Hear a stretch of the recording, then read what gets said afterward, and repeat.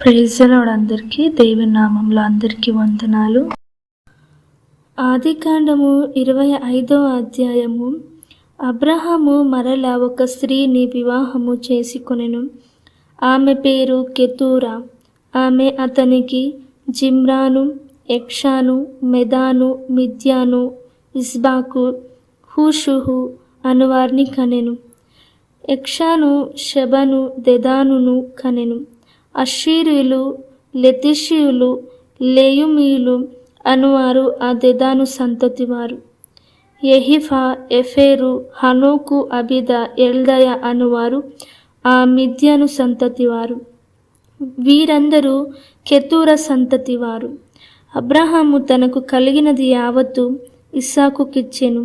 అబ్రహాము తన ఉపపత్నుల కుమారులకు బహుమానములిచ్చి తాను సజీవుడై ఉండగానే తన కుమారుడగు ఇస్సాకు నొద్ద నుండి తూర్పు దేశమునకు వారిని పంపివేసెను. అబ్రహాము బ్రతికిన సంవత్సరములు 175. అబ్రహాము నిండు వృద్ధాప్యమునకు వచ్చినవాడై మంచి ముసలితనమున ప్రాణము విడిచి మృతి పొంది తన పితరుల యొద్దకు చేర్చబడెను. హిత్తీయుడైన సోహారు కుమారుడగు ఎఫ్రోను పొలమందలి మక్పేల గుహలో అతని కుమారులకు ఇస్సాకును, ఇస్మాయేలును అతనిని పాతిపెట్టిరి. అదే మర్మ ఎదుటనున్నది. అబ్రహాము హేతు కుమారుల యొద్ద కొనిన పొలములోనే అబ్రహామును అతని భార్య అయిన శారయను పాతిపెట్టబడిరి.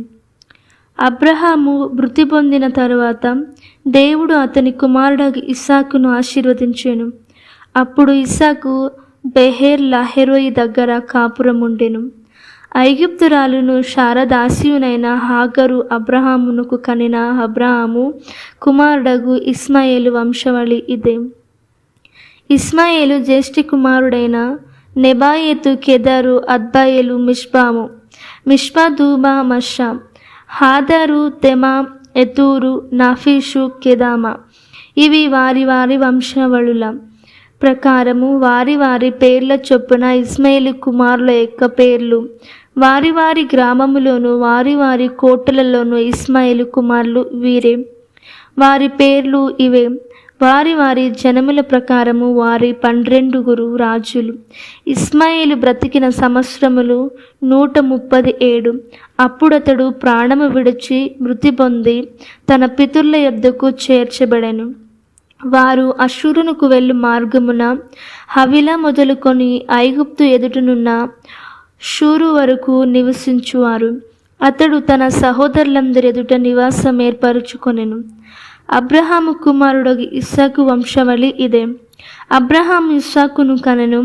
ఇస్సాకు పద్దన్నారములో నివసించు సిరియావాడైన బెతేలు కుమార్తెను సిరియావాడైన లాబాను సహోదరి అయిన రిబ్కాను పెళ్లి చేసుకున్నప్పుడు 40 సంవత్సరముల వాడు. ఇస్సాకు భార్య గొడ్రాలు గనుక అతడు ఆమె విషయమై యెహోవాను వేడుకొనెను. యెహోవా అతని ప్రార్థన వినెను గనుక అతని భార్య అయిన రిబ్కా గర్భవతి ఆయెను. ఆమె గర్భములో శిశువులు ఒకనితోనొకడు పెనుగులాడిరి గనుక ఆమె ఇలాగైతే నేను బ్రతుకుట ఎందుకని అనుకొని ఈ విషయమై యెహోవాను అడుగ వెళ్ళెను.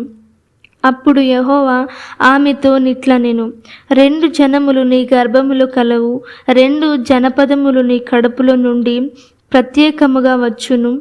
ఒక జనపదము కంటే ఒక జనపదము బలిష్టమై ఉండును.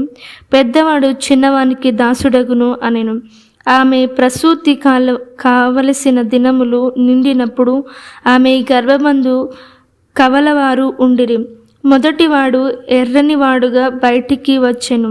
అతని ఒళ్ళంతియు రోమవస్త్రము వలె నుండెను గనుక అతనికి ఏషావు అను పేరు పెట్టిరి. తరువాత అతని సహోదరుడు బయటికి వచ్చినప్పుడు అతని చెయ్యి ఏషావు మడిమెను పట్టుకొని ఉండెను గనుక అతనికి యాకోబు అను పేరు పెట్టబడెను. ఆమె వారిని కనినప్పుడు ఇస్సాకు 60 ఏండ్లవాడు. ఆ చిన్నవారు ఎదిగినప్పుడు ఏషావు వేటాడుటయందు నేర్పరి అయి అరణ్యవాసిగా నుండెను. యాకోబు సాధువై గుడారములో నివసించుచుండెను. ఇస్సాకు ఏశావు తెచ్చిన వేట మాంసమును తినుచుండెను గనుక అతని ప్రేమించెను.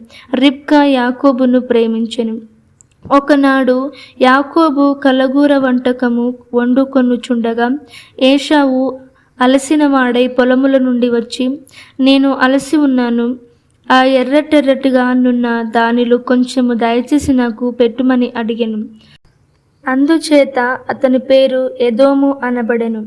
అందుకు యాకోబు, నీ జ్యేష్ఠత్వము నేడు నాకిమ్మని అడుగగా ఏశావు, నేను చావబోచున్నాను గదా, జ్యేష్ఠత్వము నాకెందుకనెను. యాకోబు, నేడు నాతో ప్రమాణము చేయమనెను. అతడు యాకోబుతో ప్రమాణము చేసి అతనికి జ్యేష్ఠత్వమును అమ్మివేయగా యాకోబు ఆహారమును చిక్కుడు కాయల వంటకమును ఏశావుకిచ్చెను. అతడు తిని త్రాగి లేచిపోయెను. అట్లు ఏశావు తన జ్యేష్ఠత్వమును తృణీకరించెను.